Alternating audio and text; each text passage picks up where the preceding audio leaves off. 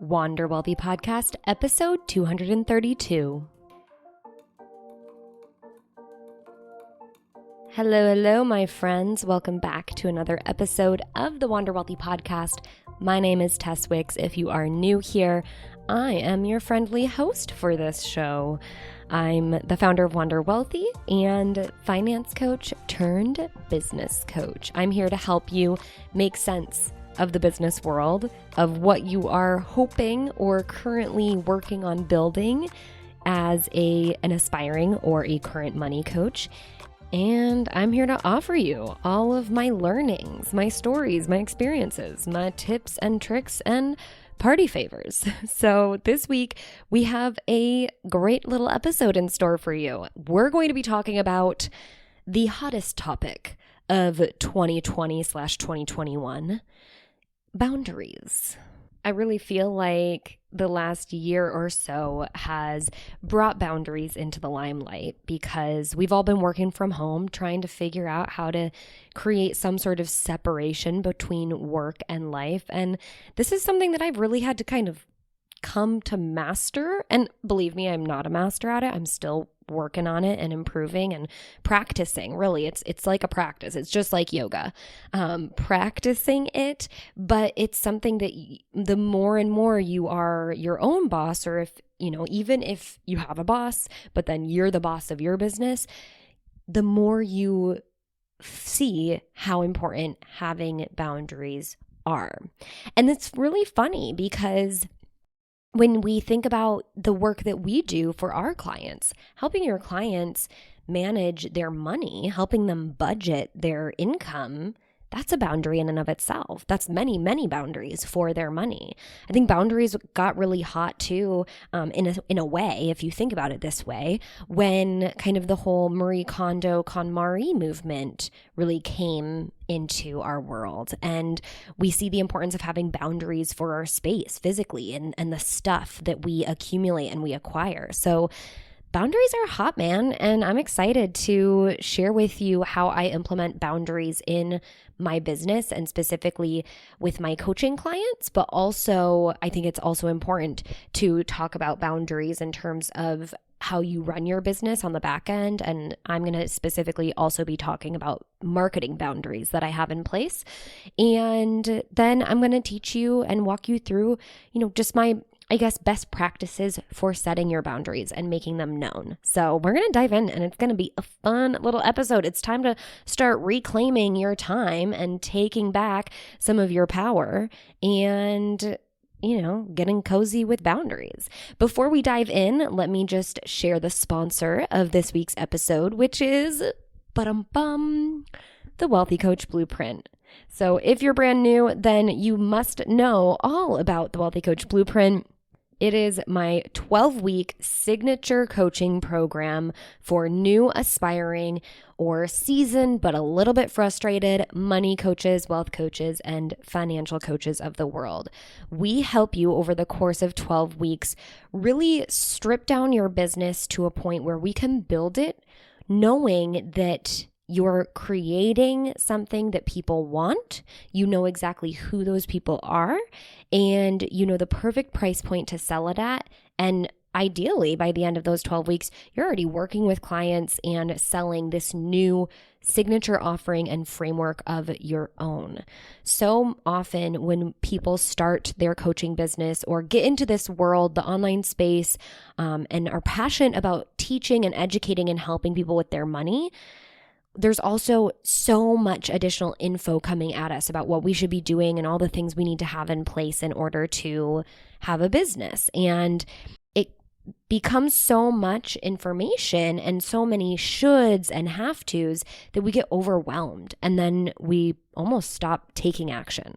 So what we do in the blueprint is we keep things super simple and give you a step-by-step blueprint to follow. And we take you through 4 key levels of business transformation. We start with the foundations, both the inner work and the external, just getting things in order. And then we really go through validating your niche market and the program that you have to offer. We get you super set and become, kind of a master really, really quickly of marketing and selling your program. And then we teach you how to deliver it and how to organize everything now that ideally you have clients, and how do you keep the back end all organized and your business running efficiently and sustainably. We've put over 25 people through the Wealthy Coach Blueprint in the last year, and it's been such an honor and a privilege to be able to watch them grow, not only as business owners, not only watch their income grow and their client base grow, but also to watch them grow as just individuals and be able to see how they're able to use the transformation they get from the blueprint and apply that in their own coaching. So if you want to get a piece of this, if you want to join me in some one-on-one business transformational coaching this fall, then head to wanderwealthy.com/apply and get your name on the wait list. It is first come, first serve. I will personally reach out to you, but only if your name is on the wait list. And we only have a few spots available for one-on-one coaching this fall. And I do not want you to miss a chance at becoming a part of this transformation that we're creating, becoming a part of this mission of bringing more successful money coaches to the world so that we can bring more financial literacy to the world. The world desperately needs you. Now is your time.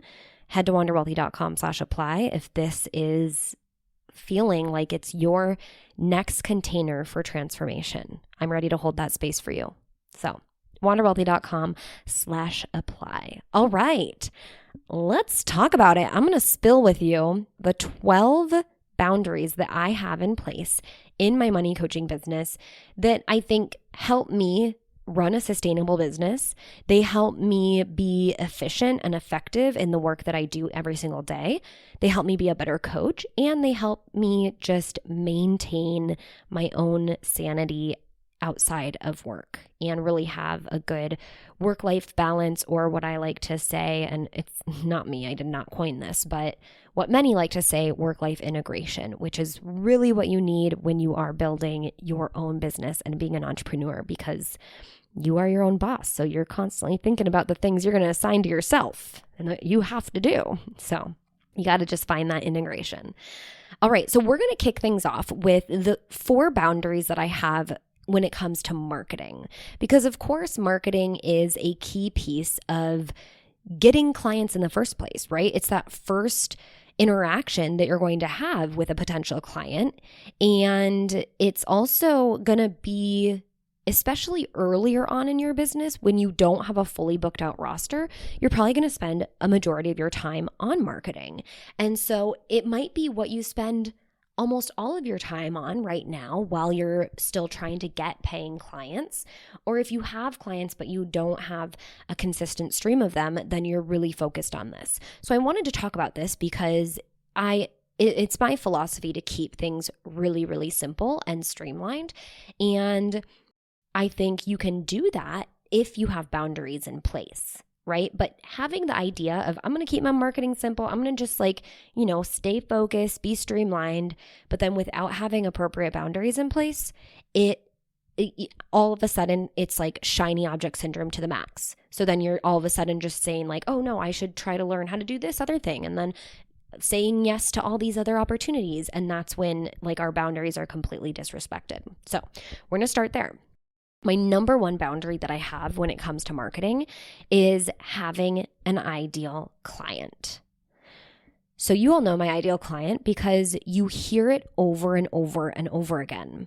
It's money coaches. I don't think I have to say it, but you know who it is. It's you, most likely, if you're a money coach, wealth coach, financial coach, whatever you want to call yourself. You help others, or you aspire to help others with money.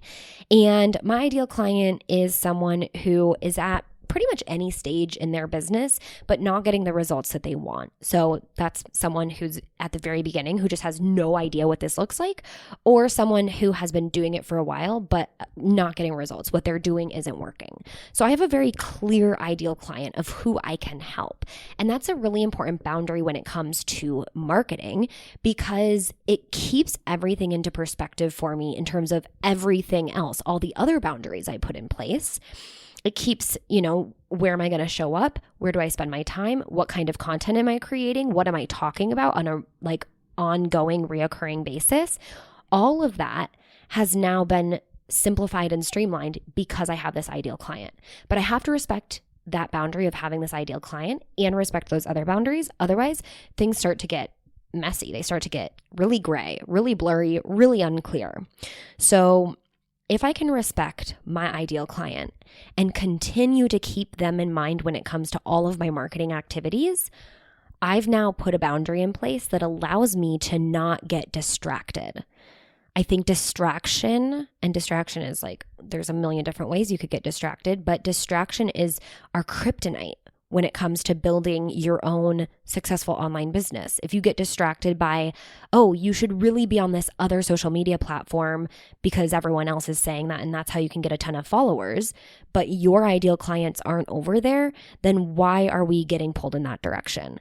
Or, you should really be creating this other thing for another type of client because someone asked you to and you want to help everyone. Well, that's pulling your time and attention away from the key people that you really can make the biggest impact on. And it's also pulling your time and attention away from, the bread and butter of your business and how you really attract the right people for what it is that your main offering is. So keeping that focus on the ideal client and that boundary is really, really important. The second one is staying focused on my craft. So just like I have an ideal client, I also have kind of one key signature offering and one way that I help people. Now, I have some ancillary, I always say that word wrong, I don't know, supplemental offerings that I do have available, but it's always for that ideal client. So my ideal client is money coaches. I have my key signature offering, which is the Wealthy Coach Blueprint. And you should all know that by now because you've probably listened to a handful of podcasts, unless this is your first. But here's the deal. You still already know that because I talked about that at the very beginning, who it is I'm here for to serve, and then what my signature offering is. I've talked about both of those things. So you know what it is that I have to offer. Now, I have some other things that are available to those that are, at different price points. So we have the pricing formula, which is a really low priced offer that is there for those who feel a little bit stuck and conflicted around their price point as a money coach. We also have a sales masterclass that we sell in addition to the pricing formula. No one can get it unless they get the pricing formula, then they can get access to the sales masterclass. And then we also have the client attraction content matrix, which is kind of like a mid-tier price point offering that is really great for those who are kind of stumped when it comes to marketing their services and creating social media content to market their offerings. And all of these were created with the money coach in mind. So the ideal client is still very clear. And then we have, our clear way in terms of how we help people, which is the Wealthy Coach Blueprint, but then, some smaller things, but we keep the one thing, the main thing, or the one thing. And staying focused on that, again, really helps me be clear around how I'm showing up, what I'm talking about, and what I'm promoting.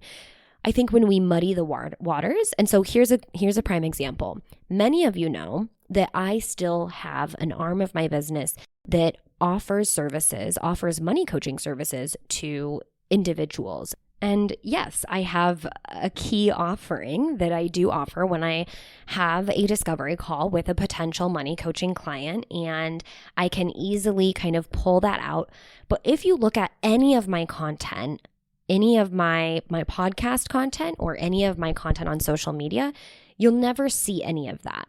And if I was trying to build a money coaching business, that would be a problem, but that's not the goal. Now, the fact that I do offer that is totally fine. And I tell my clients, you can always work with people who aren't your ideal client necessarily. You can always offer something in addition, but you have to understand at what cost, because the second you say yes to someone who's not your ideal client and you say yes to offering something that's going to be different than kind of your main thing, there's going to be a cost to you, even if you get money for that, because it's going to pull you away from your systems, from your processes, from everything that is going to work for you if you just keep building that top of mind awareness around who it is that you're working with and what it is that you're offering.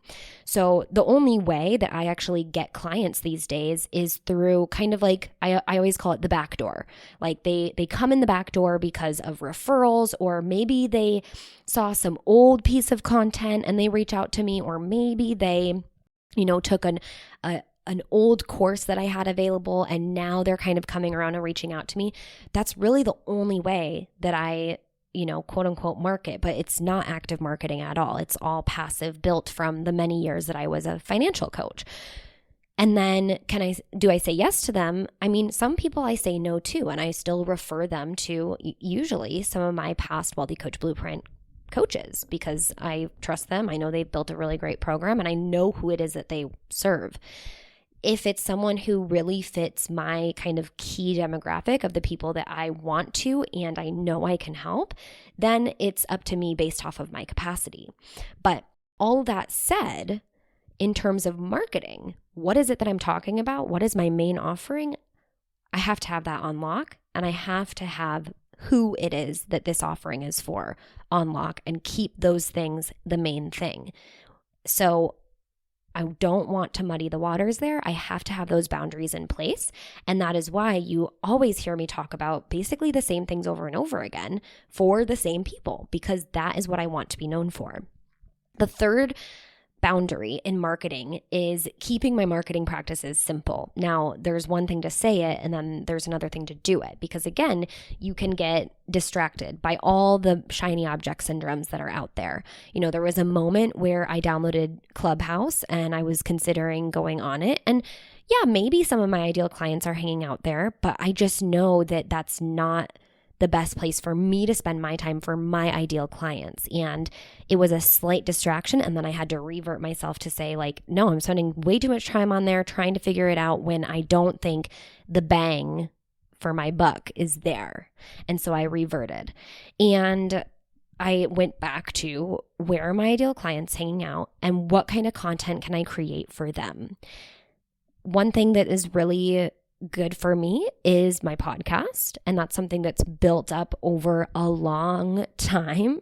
And then the other thing that I use is Instagram, because I know a majority of my clientele are over there. I can go and search and find money coaches all around the world and connect with them on this amazing tool. So I have that, I have my podcast, and those are the two things that I put time into when it comes to marketing, and I don't worry about everything else. A lot of people come to me and they say, well, I need to post on Instagram, but I also need to make sure I'm cross-posting to my Facebook because what if people are on Facebook? And I just say, go where you're going to get the biggest bang for your buck, and don't worry about everything else, because that's just taking up time in your brain.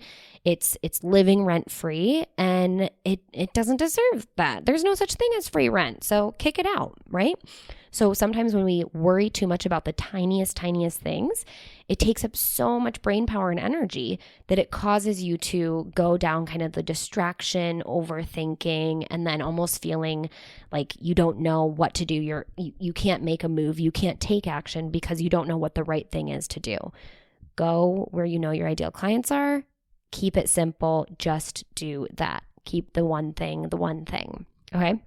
The last thing that I do in terms of boundaries for marketing is manage my time on social media. So I put timers. Most phones, they allow you to put timers on apps specifically, but you can also put timers on your screen time. So I have both.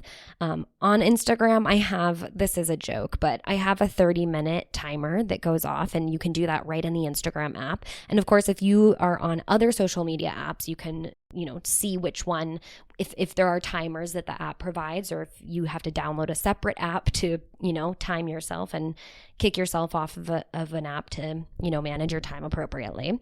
But I have a 30-minute timer. It goes off. I always ignore it. Okay. So do as I say, not as I do. That's the one that I do not honor. And I've developed this habit.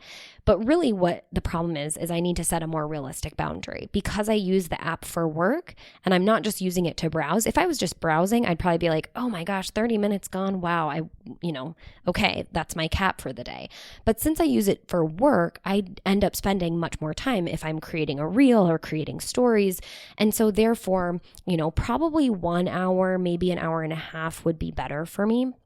Especially if I wanted to commit like 1 hour for work and then 30 minutes for just like mindless consumption, because I do both on the app.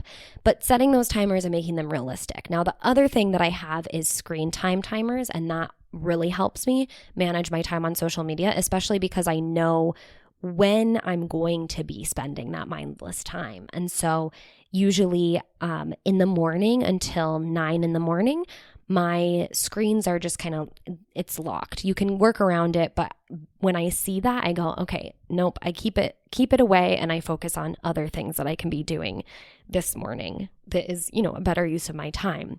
And then same thing, once it hits 8 p.m., my screen goes dark again. And so it keeps me from, just going and kind of mindlessly scrolling on the app when I could be reading a book or socializing with my partner or going out and meeting up with friends or whatever other things I could be doing that are going to be better and especially energy filler-uppers for me. So those are the 4 marketing boundaries that I have in place. And I wanted to start there because I think a lot of people are in the marketing phase and not quite yet at the coaching phase. But now I want to talk about the coaching boundaries that I have in place, why I have them in place. And I think it's helpful whether you are a coach or you haven't been working with clients yet to know these boundaries and know that I stick to them and you are so welcome. And I hope that you put boundaries like these in place and stick to them. And I think you're deserving of sticking to these boundaries. So as kind of a preface, I think it's important to mention that a lot of us sometimes feel bad for implementing and respecting our boundaries and letting other people know what our boundaries are and then kind of checking them when they aren't respecting our boundaries. Sometimes we feel bad because we're like, well, they're paying to be coached by me, but they're not paying for 24 hours of your time. They're not paying for you to also give them legal advice. They're not paying for all these other things that, are outside of the agreement that you come to as a coach and a client. So it's really important to know what those things are. Put them in writing, put them in place, and have those expectations set up front, and then follow through with them, and you respect them so your clients will respect them as well. I'm going to get more into that specific, like how to set your boundaries and make sure people are sticking to them in a little bit, but let's go through what these boundaries are. So I have 8 coaching boundaries that I could come up with in the span of the 30 minutes that I really sat down to prep this episode. So there's probably plenty more, but these are the ones that I have. The first one is a boundary around free coaching. So I do not provide free coaching. That is not something that I think any of my clients should provide because I think it's a disservice to your clients. It's something that I know is up for huge mental debate. I don't think it is actually, needs to be a debate in the real world, but we internalize this and get into our own mental debates about offering free coaching to clients because they might be struggling with the financial piece. And so then it feels counterintuitive for them to invest in a coach, but they have to think about, and we have to remember that what they're doing is making an investment. They're not just throwing money down the drain. They're not gambling, right? They're making an investment on improving their financial future. The idea of an investment is money goes in, it produces a result. It produces a return. And there's so many ways to get clients a return on money coaching. So I don't provide free coaching, but I think this goes one step further where, it kind of crosses the line into the marketing and sales boundary arena because there's lots of people who might, sit in my DMs and ask me some questions. And I'm always, by the way, I don't want this to be like, don't ask me questions in the DMs. I definitely want you to come in and let me know, what you're wondering, what you're struggling with. If you have a follow-up question to a podcast episode, I want that.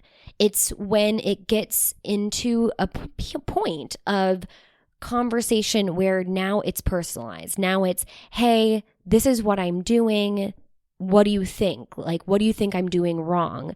And that is getting into coaching. If it's, I'd love to hear some of your best tips for X. Perfect. I could create a beautiful podcast episode about that. I could create a beautiful Instagram post about that. I could create a reel about that. But when it gets into like, hey, this is my situation and now please give me advice, that's when we're getting into free coaching. And that is something that I do not provide. So that's a really important boundary for me because I need to help individuals see, first of all, I walk my talk. I don't expect you to provide free coaching to people who are in potentially your DMs or even stopping you on the street saying, oh, you're a money coach. Well, let me tell you about my situation and then maybe you can tell me what to do, right? There needs to be some exchange of value there. So that's why I think it's really important to establish that boundary and then to have a way to, work through that boundary and make sure that it is being respected. And so usually what I'll say is like, hey, these are really good questions and I would definitely need a lot more information. This is something I help all of my clients work through in the Wealthy Coach Blueprint. Would you like to, jump on a call and we can talk a little bit about what that might look like and see if you'd be a good fit for that. So just simply kind of reorienting that conversation to like, this is my boundary. I have a program that covers this. There obviously is an investment, but we can take that next step and see if you'd be a good fit and talk about, maybe I can answer some of your questions through what it is that I do for a living, right? The second boundary is the type of client I'll take on. So very similar to having an ideal client when it comes to marketing, it's also, what type of client am I going to take on? And I, stay very, very specific around who it is that I will work with when it comes to my business coaching as well as my money coaching. So even though I, mentioned that I do sometimes take on money coaching clients, I still try to stay really specific around who it is. And this boundary is important because different people come with different problems that they're looking for to you as a coach to help them solve. And with that knowledge comes the knowledge also that, okay, well, that means that's going to be some extra time potentially on my end to get resourceful, to create the work to help them problem solve this, but also to put together the homework and help them kind of figure out how to overcome this and change whatever behavior is involved. Or, there's so many different things that could come up for a coach when they're working with a client. And if you have lots of different types of clients, that could be lots of different types of problems, of obstacles, of even goals that you're helping them reach. So staying really specific around that is super important. The third boundary I have in place is payment and what I will offer before collecting payment, which is almost nothing. I think that a lot of people I think a big piece of why this boundary usually gets disrespected for people, they want to collect the payment, but sometimes they feel guilty about it and therefore start to over deliver before the payment is made. And I always, I just say, that's a big mistake. We need to make sure that there's something being exchanged. It doesn't have to be the entire payment. You can offer payment options. You can offer deposit options. There's lots of different things that you can do to make your coaching flexible and accessible, but still having that boundary in place so that, again, we're not offering free coaching and there has to be that equal kind of value commitment that the client is making in order to get what they're expecting and looking for in return. So I make it very clear when I expect payment and how much the payment is going to be, and I get that known kind of from the get-go. The fourth boundary, in scope versus out of scope in terms of what I offer as a coach. So making it very clear, okay, these are the problems that I solve. These are the types of clients I work with. This is the solution I have. The solution solves XYZ problems. Usually these are very well articulated on something like a sales page for most people. But you can also go one step further and put them into your coaching agreement, but making that very obvious and then respecting that. So when you're in the coaching relationship if you have a client who's asking you to do something that is either completely outside of your expertise, like something you probably shouldn't even talk about, which, could be anything from legal advice to tax advice to investment advice, or something that's just like way beyond what is really the coaching, agreement. So, if they're asking you to do something like help you learn how to do something on their computer when it has nothing to do with getting the thing done that they need to get done for the money coaching service that you're offering, you wouldn't just drop everything and make them a quick little video tutorial on how to do some random thing on their computer, even if you already know how, because that's a boundary that the second you say yes, that opens up a floodgate for them to continue to request things that are way far outside of the scope of what it is that you offer. So what I do and what I make sure to do is let my clients know, like, that's a great question.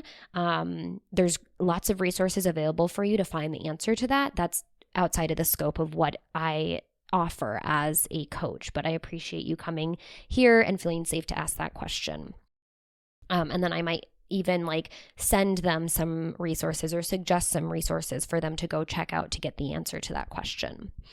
And I think another piece with this is a lot of coaches feel intimidated or feel a little bit, get a little bit of imposter syndrome when they think about being a coach, whether you're a current coach or you're an aspiring coach. I know that coaches in any part of their journey experience this, where you think about a client asking you a question that you do not have the answer to. And I always tell my clients, my money coaches that I work with, I say, if this is something that you can get resourceful with and you can find the answer and you want to find the answer and you think it'll benefit you and your future clients, and it's something that you're ready to go find the answer to, then you can let them know, hey, this is a question I've never dealt with before, but I'm willing to get resourceful. In our next call, I will let you know what I discover. I'm going to do some research on this, or I'll send you a quick little video training or tutorial on it to get you the answer that you need, because this is definitely something that I know that I can find the answer for you. However, if this is something that's completely out of the scope of your expertise, you can also say that, right? We don't go to our doctor and expect them to do dentistry on us, even if it's but it's the medical profession, right? So you are not expected to solve people's tax problems or tell people what to invest in or tell people, give people legal advice, even though it all kind of sometimes blends together, right? Sometimes your financial situation is going to be impacted by your tax situation and vice versa. Sometimes, investments is like that next level, but you are not qualified, nor are you legally allowed to provide investment advice. So you can, that's an easy one. You can just say, hey, I'm not legally allowed to provide investment advice. If you're looking for something like that, then I would suggest we work alongside a financial advisor who can help direct you. Or, taxes is the same. And then legal advice, all of that, you're not legally allowed to really provide that advice. So you want to make it known. And that's a really easy way to say, hey, this is outside of the scope. Now, if there's something that you could potentially get resourceful and find the answer to, but it's not something you're interested in, it hasn't come up with other clients in the past, and you don't see it as a benefit to future clients, and it's really just one client who might be asking a little bit more than what the agreement was that you would offer, then again, you can stand firm in your boundary and let them know that's outside of the scope of the coaching. Here's some resources that I'd love to provide for you to get the answer that you're looking for. All right. So 4 of the, 8 coaching boundaries. So let's move on to number 5, which is the call times. So this is something that, it's a boundary for me. I put it in my calendar. I know exactly when we're getting on the call, and I let the client know, usually in the early parts of our relationship, you're expected to be on time.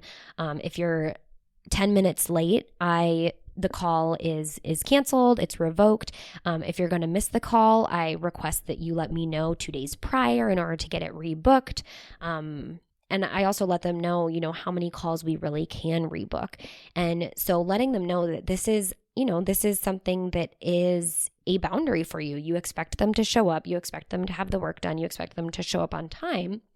And because this is your time and your time is precious and so is theirs. So you want to both respect each other's times by coming to agreement of when you're going to be getting on a coaching session, how it's all going to go down, and what you expect from them and what they can expect from you as well. The next boundary is working hours. So I just give my clients a heads up, especially because I am international and living abroad from most of my clients. I let them know when they can expect to hear from me and when my working hours are, so they don't feel like, I've just fallen off the face of the planet or anything like that. So I make it very clear my working hours and my working days, as well as the next boundary, which are my response times. So I think this is another big one that can kind of sidetrack and sideline a lot of coaches or get them really kind of worked up before they even start coaching, thinking that they need to be on and responsive at all times. But having a clear boundary in terms of when your clients can expect to hear from you is really, really good for you and for your clients. I think that, sometimes your clients might have, and you'll notice that some clients will, just based off of their personalities, some will have the initial reaction to reach out to you right away before going and trying on their own to find the answer. And sometimes when you have that boundary of, hey, you can expect to hear back from me within 24 hours, but you give them maybe 20 of those hours to really decide, maybe it's time for me to go find that answer. Usually that is for their benefit, right? We're not building a coaching business so that we can just never have our clients graduate, never have them feel like they're ready to kind of take that next level step on their own. We're creating a coaching program and a business for graduation, for people to feel confident with their money, for them to feel like they're ready to take that next step, or they're ready to give it a go on their own. But we need to build independence. And so sometimes when you're so responsive as a coach, you're doing a disservice to your clients and also yourself, obviously. Like you need to sleep, you need to eat, you need to spend time with your loved ones. So having a clear boundary around response times is very, very important. The last boundary that I have for coaching is the length of our coaching agreement.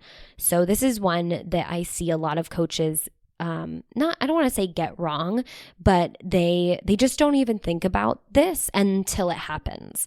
So oftentimes when you do coaching and you kind of offer like an X number of sessions package, even if you have a framework that you take your clients through, but if it's not so rigid in terms of, okay, we're going to have 12 coaching sessions and it's going to be every single week for 12 weeks. If it's something a little bit more loose, something like what I offer with my coaching clients, which is typically a 6-session package following my framework, but they get 6 sessions, and we do it every 2 weeks, then when we actually schedule our calls, it can kind of depend. It provides a little bit of flexibility, which I really like about my money coaching side of my business. But knowing that, I also need to know that there are some clients who might try to then spread that out. So if it's 6 sessions and they're supposed to happen every 2 weeks, that's technically 3 months usually. But you might have clients who try to spread it across 4, more so like 5, maybe even 6 months. And that's where, you're getting into this is no longer profitable for me territory, because even though they are only getting the X number of sessions, they're getting a lot more of my time and taking up time where I could have had, another client come in, or we could have re-upped and just continued to go. It can also really sidetrack and throw off, their progress in terms of how they're moving through your framework. So being really clear about the length of your coaching commitment. Something that I do is I say, okay, we have 6 sessions. We need to get through this in no more than 4 months. So I do give a little bit of wiggle room because, like I said, I like the flexibility, but I make it very clear about when these sessions need to be completed. Otherwise, they end up forfeiting them. So those are my boundaries. That's what you need to know. I mean, you can take some, you can leave some if you feel like some are, I don't want you to necessarily be like, these are too strict. How dare she? Because I think, that's this stigma that we've kind of adopted as people who care about others, and people who care about others, especially their finances and the difficult situations they're in. Then we feel like, okay, we need to be available. And that idea of constantly being available has really harmed us in a lot of ways as well. As much as you think it's helping others, I think it's also harming others, and even more so harming yourself. So having boundaries in place, even though they might seem, maybe they seem ridiculous for you to hear me have to say out loud, but as someone who's been in the coaching space, I can tell you I have to say these out loud.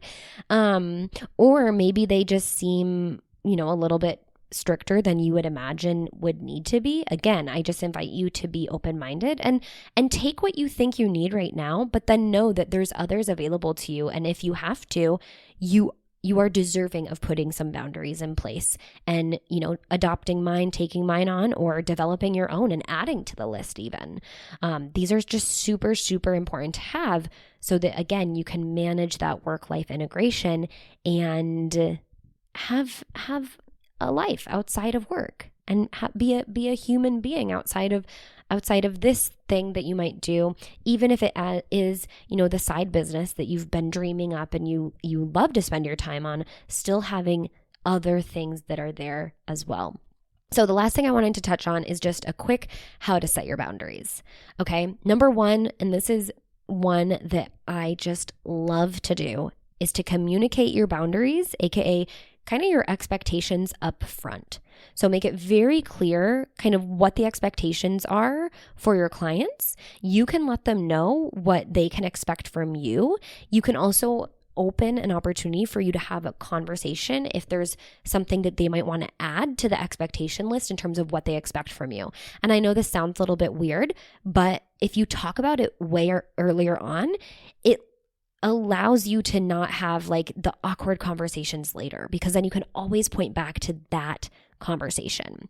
And then what you can do is you can actually have a contract for some of your most stringent kind of specific boundaries that would potentially, harm your business significantly if we don't make it very clear about what needs to be in place. So these boundaries are things like the payment, the scope of the work, or what the client is ultimately getting in return for the investment. And I think by making it very clear what they're getting, you can always over deliver, but you set that expectation right then and there in the contract. You can also have response times and working hours / days so that your client, again, knows when you'll be getting back to them, especially if you're providing them with something like unlimited email or messaging. And then, of course, the length of the coaching so that you don't have clients potentially taking advantage of a little bit of flexibility that you might be willing to provide. And then you can also, and I think this is most important when it comes to the payment, have some clear consequences in terms of, if you don't make this payment, this is specifically what's going to happen. And then you would obviously follow those rules and follow that contract if that boundary was to be disrespected. So having a clear contract, so you can communicate up front and then have that clear contract in place so that you also, are both in agreement with what those expectations are, especially those most stringent boundaries. The next thing is to invite your client to have clear and open communication. So if you're willing to do that up front with the expectation setting, then it's pretty normal and obvious that you're then inviting the client to have this clear, open kind of communication style. You can also set the expectation that maybe on the top of every call, you just ask them if, their expectations are being met, if there's anything that they need to communicate, if they feel their boundaries are being respected. You can always set the tone for that so that your client feels safe and open to having those conversations. And then it feels a lot more, I think, a lot less shocking if you do have to bring something up and kind of let them know like, hey, this is a boundary that I have in place. I'm noticing that this is what is coming up, and I'd love to make sure that we have a plan to move forward while still respecting that boundary. And then the last one is practice standing firm in your boundaries. So if you don't respect your boundaries first, others will not. So making sure that you follow through and you stand firmly in your boundaries and you respect them, because your actions for your own boundaries that you set for yourself will set the tone. So make it very clear, follow through, stay consistent and committed to those so that it is clear kind of what you expect from others. It's very much like the golden rule, right? Treat others the way you would like to be treated. Respect your boundaries the way you would like others to respect your boundaries. So that is everything that I have for you. And I hope that you can take and borrow and use some of the things that I shared in this episode around boundaries and the importance of them. Know that you're never going too far, even if it feels a little bit ridiculous, as long as you're open, honest, you have clear communication, and you set those expectations up front. Just make it very clear about what that is, and then you're going to have a much healthier coaching relationship with each and every one of your clients.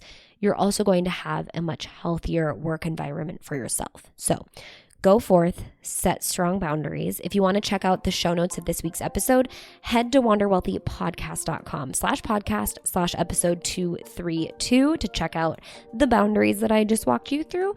And don't forget to jump on the waitlist for the Wealthy Coach Blueprint. Head to wanderwealthy.com/apply to fill out your name and email so that you can be on the waitlist, and I will be following up with you in just a month or two.